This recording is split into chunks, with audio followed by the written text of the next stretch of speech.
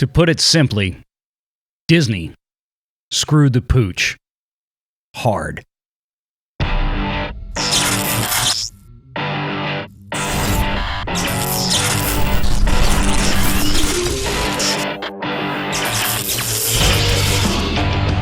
Renegade Online.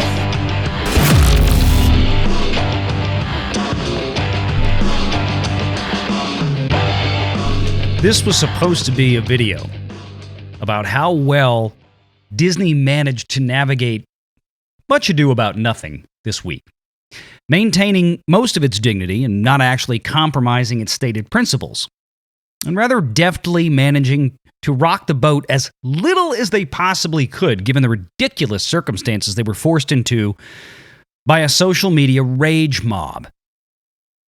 But then, along came Friday.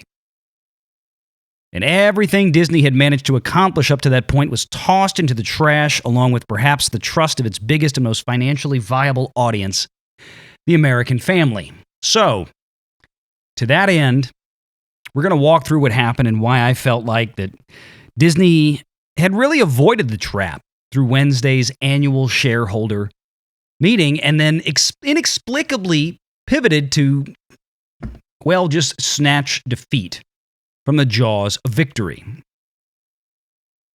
In one of the most absolutely unforced public relations errors that I have ever seen. Earlier this week, I did a video about Disney's and Disney CEO's Bob Chapek's public silence on Florida House Bill 1557, or the so-called by some, Don't Say Gay bill.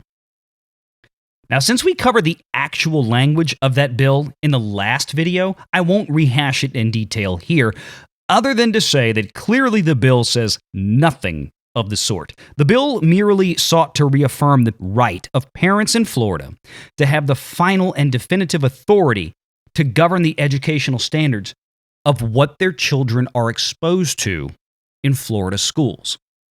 America was created as the place foundationally where the individual and the family is the most sacred level of government, which has, in part, made this incredible nation the most revered, the most envied, and the most economically successful in human history at a pace far faster than any other has managed on Earth. Now, at Valiant Renegade, I've been dedicated to putting Hollywood through the business and financial lens of reality, but unfortunately, sometimes that involves yet another lens that I don't like to often discuss: politics. I hate diving into politics here. It's not what we do on this channel, but unfortunately, people seem to want to inject politics into everything, especially in Hollywood. And since we cover the business side of Hollywood, unfortunately, we have to recognize that occasionally politics is the business of Hollywood. Now, several days ago, an online kerfuffle began with demands that Disney publicly engage in Florida HB 1557, and Chapek and Disney wisely declined to do so, as it proved itself without a doubt to be a total Kobayashi Maru moment, or the famous no-win scenario from Star Trek Wrath of Khan. I don't believe in the no-win scenario. Now, no matter what Disney said, someone was going to be upset, so they stayed out. And Bob Chapek released a private memo to Disney employees, one which he absolutely knew would get leaked to the media instantly. Then, along came the Disney annual shareholders meeting, and while everyone was focused on the Obi-Wan Kenobi trailer, I was more interested in what would come during the Q&A session at the end. And damn, it didn't disappoint at all. Chapek immediately addressed Florida HB 1557, saying, quote, "I know that many are upset that we didn't speak out against the bill. We were opposed to the bill from the outset, but chose not to take a public position on it, because we believed we could be more effective working behind the scenes, engaging directly with lawmakers." Mr. Chapek continued, "But despite weeks of effort, we were ultimately unsuccessful." Closed quote. Chapek even proclaimed that Disney would be making a $5 million charitable contribution to the Human Rights Campaign, or HRC, on behalf of their LGBTQ employees.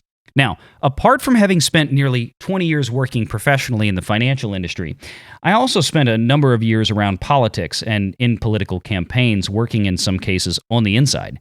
And believe me, nearly everything is carefully choreographed, a dance of optics and appearances. So you'll have to forgive me if I can't help but often see things like this week's Disney news from a different angle. And I have been repeating this on this channel for some time, that Bob Chapek is a much different type of CEO than was his predecessor, Robert Iger. I mean, hell, even Robert Iger couldn't help himself but tweeting his way into this whole situation back on February 24th. You can see it here for yourself. Several stockholder calls subsequently came on the air during the Q&A chiding Disney for not being more publicly engaged, but then the operator chose to take another call from a different stockholder that actually derided Disney for engaging in politics at all, and that Disney should get back to its roots of providing wholesome family entertainment that parents can trust not to push some socio-political agenda on their children, and if anything, Disney should be standing up for the very parents and children who pay Disney's bills. Chapek's response to this was to affirm the reality of just what a difficult no-win scenario that he's in. And that investor call gave him the perfect opportunity to illustrate just that. Gee, I mean, it couldn't have gone any better if Chapek had actually planned it himself. Then Chapek made some further benign remarks about meeting with Florida Governor DeSantis and an LGBTQ senior team from Disney to discuss the bill at some point. And again, big deal, the bill had already passed. Then I went back and I started listening more carefully to what Bob Chapek actually said. Quote, "The outcome in Florida was not what many of us were hoping for." Now again, he never really makes this personal. He didn't say that he personally was disappointed with the outcome, nor did he even say that he was personally opposed to the bill. Every reference that Bob Chapek made was seemingly to Disney itself or the board of directors, or more specifically perhaps, the LGBTQ employees that expressed concerns. And with prepared statements like Bob Chapek delivered, those words are chosen very, very carefully. Bear that in mind. Whether Bob Chapek personally agrees or disagrees with this bill, he still has to try his best to speak for the entirety of the board and the employees to calm the waters at this point so they can get back to the business of Disney being Disney and not some political action committee.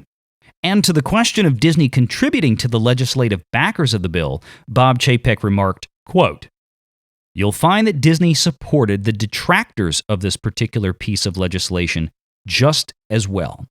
Closed quote.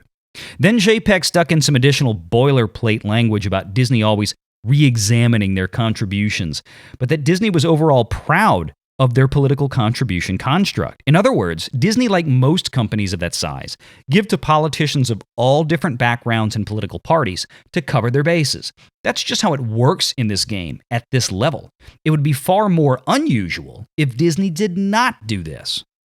And by the way, am I the only one who really noticed that it wasn't until after the bill had passed that Disney and Chapek finally said something about it?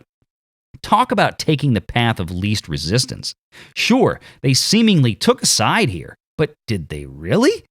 I mean, it seems like they just waited until this was a non-issue, that they could no longer lobby for one way or another, and then made a public statement after the fact.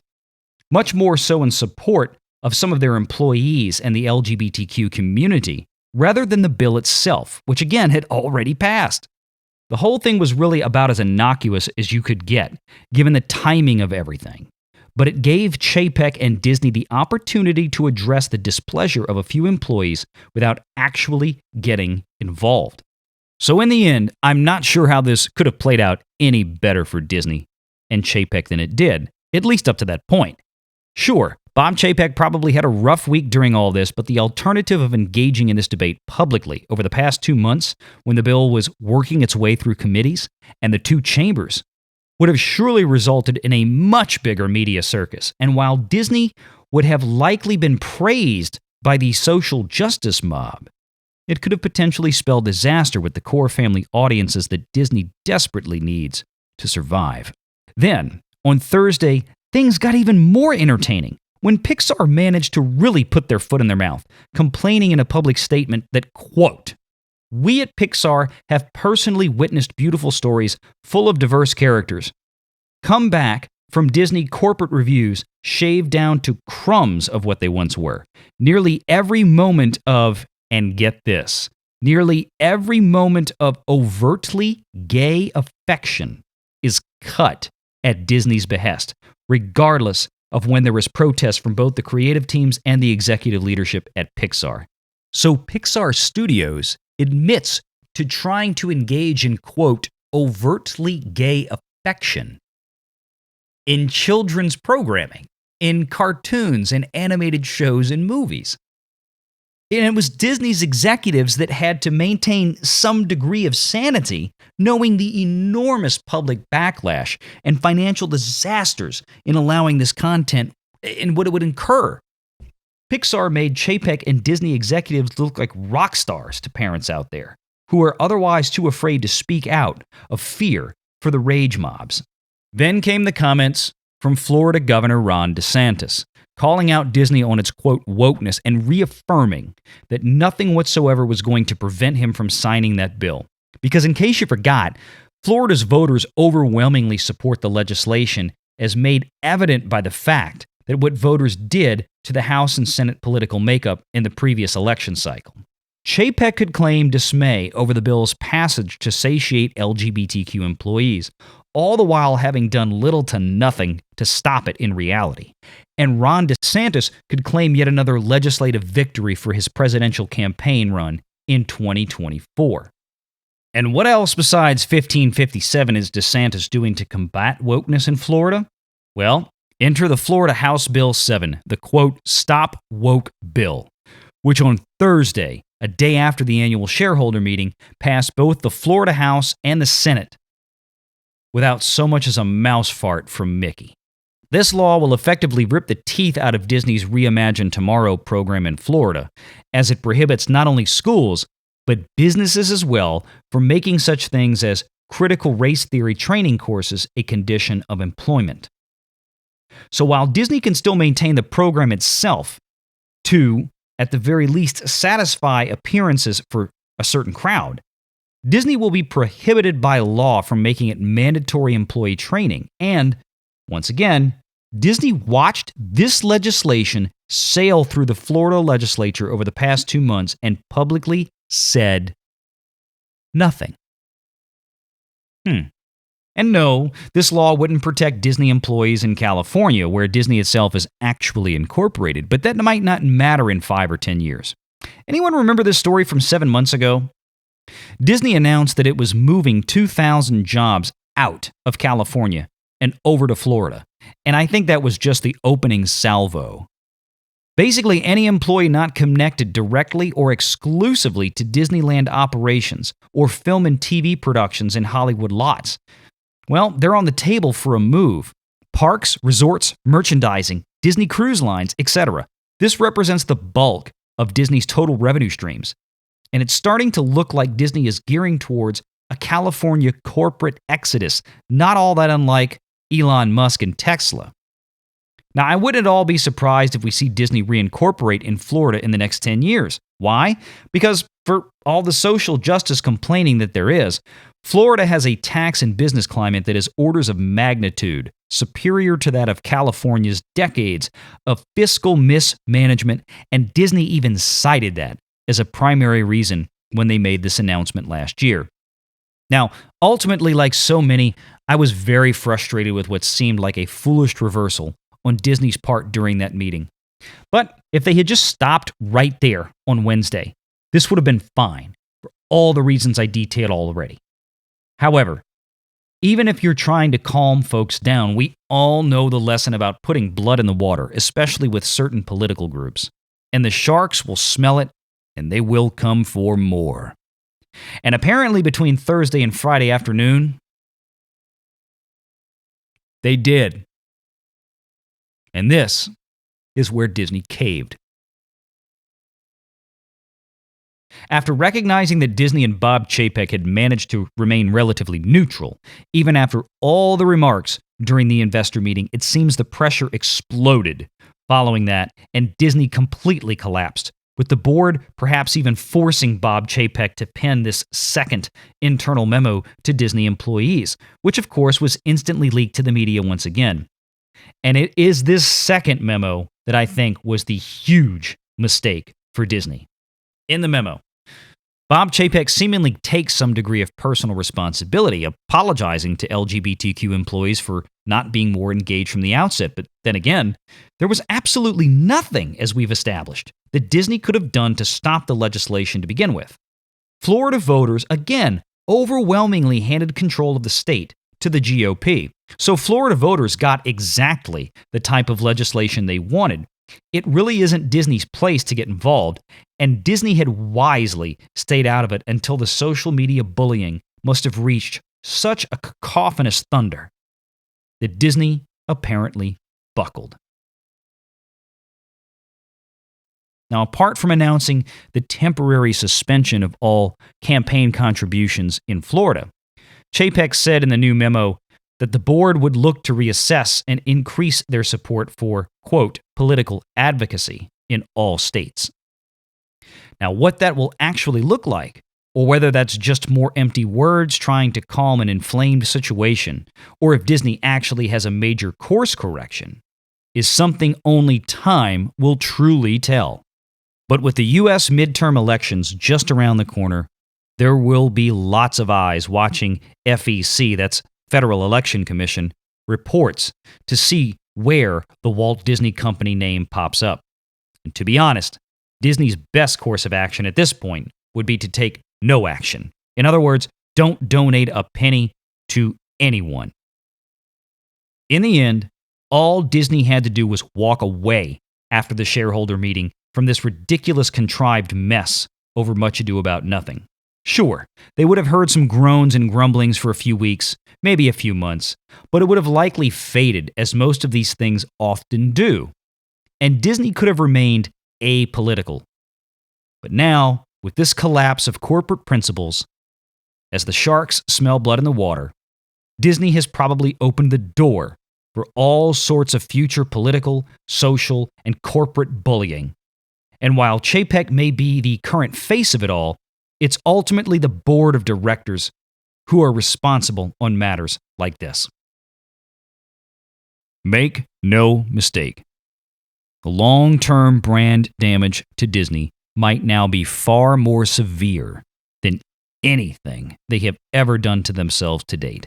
If Disney actually proceeds as they suggest in this new memo and break its own rules about political activism as a matter of a new formal corporate resolution, or, say, begin to acquiesce to Pixar's demands to put, quote, overtly gay affection, closed quote, in children's programming, then parents might just start asking themselves one question.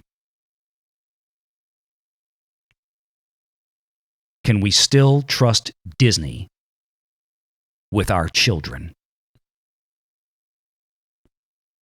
Take care.